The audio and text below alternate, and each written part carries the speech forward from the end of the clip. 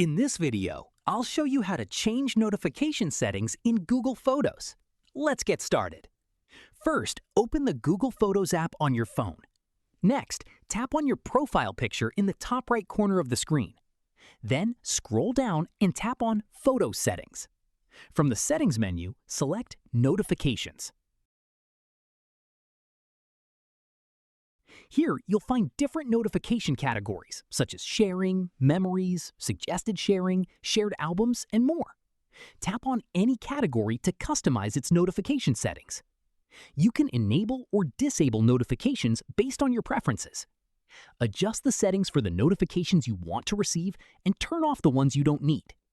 Managing Google Photos notifications helps reduce unwanted alerts while keeping you updated on important activity related to your photos and shared content. That's it!